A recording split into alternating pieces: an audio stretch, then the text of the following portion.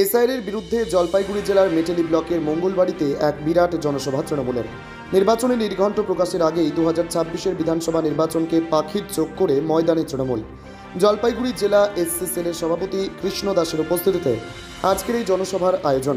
চালসা গোলাই থেকে একটি র্যালি শুরু হয়, যা মঙ্গলবাড়ি বাজারে এসে শেষ হয়। সেখানে আয়োজিত হয় জনসভা। প্রদীপ প্রজ্বলনের মধ্যে দিয়ে সভার সূচনা করেন এসসি সেলের জলপাইগুড়ি জেলা সভাপতি কৃষ্ণ দাস। সেখানে বক্তব্য রাখেন জোসেফ মুন্ডা, কৃষ্ণ দাস সহ অন্যান্যরা। গরিব মানুষের পাশে থাকার আশ্বাস দেন কৃষ্ণ। পাশাপাশি বিজেপিকে একটাও ভোট না দেওয়ার আহ্বান করেন। মাল এবং নাগরাকাটা বিধানসভায় তৃণমূলের প্রার্থী যেই হোক না কেন, তাকে বিপুল ভোটে জয়ী করার কথা বলে। সভা শেষে মেটালি 2 নম্বর গ্রাম পঞ্চায়েতের 12 জন সদস্য পদ্ম শিবির ত্যাগ করে জোড়াফুল শিবিরে নাম লেখান। তৃণমূলের যোগদানকারীদের হাতে দলের পতাকা তুলে দেন এসএসএলের জেলা সভাপতি কৃষ্ণ দাস।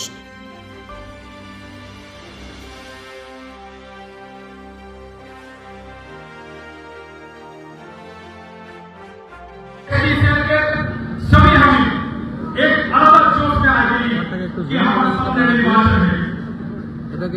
निर्वाचन से पहले हम जानते हैं पश्चिम बंगाल में ममता बनर्जी के हवाई का कोई न है, लेकिन सब पश्चिम बंगाल में आज बीजेपी जिस प्रकार से अपन पावर का काम करने लगी, एक चक्रांत करके एक हथियार की यूज करते, ये हथियार के नाम निकले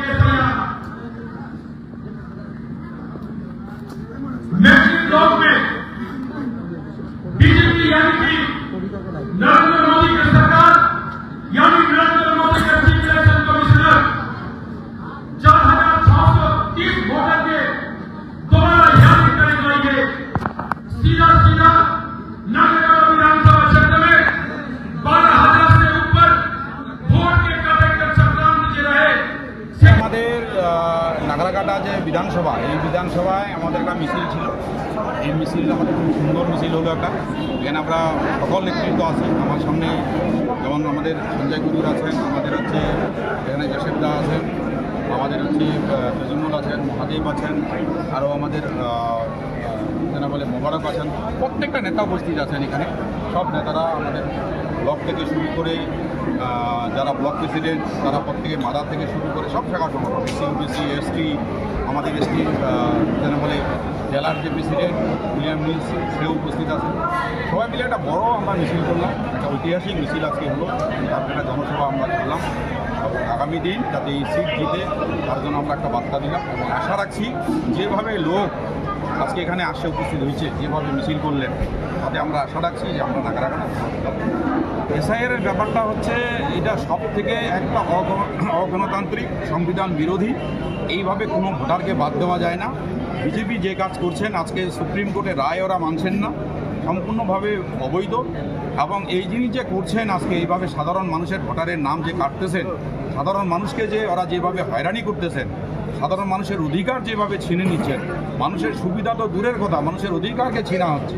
তার মধ্যে যদি আমরা দেখি সব সম্প্রদায়ের লোক এর মধ্যে আছে, শুধু এখানে সংখ্যালঘু মুসলিম নয়, এখানে আদিবাসীরা যেমন আছে, এখানে রাজবংশী সম্প্রদায়ের লোক আছে, এখানে নমশূদ্র যারা আছে, সবার নাম এভাবে বাদ দিচ্ছেন।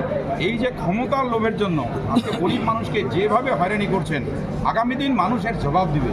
কারণ ওরা যে উদ্দেশ্য নিয়ে ভারতবর্ষকে উন্নত করার জন্য নয়, তাদের দল তাদের নেতাকে উন্নত করার জন্য ওরা চেষ্টা করছেন। আমরা যদি ওদের দেখি অ্যাকাউন্ট, যদি আমরা দেখি ব্যাঙ্ক অ্যাকাউন্ট যদি দেখি, সেই জায়গায় আমরা দেখব সব থেকে পুঁজিবাদী একটা দল হিসেবে বর্তমান আমরা দেখতেছি। এবং সব থেকে অনৈতিক কাজ আজকে বিজেপি করতেছে, যেটা আমাদের সংবিধান মান্যতা দেয় না, আমাদের দেশের লোক সেটা মান্যতা দিবে না।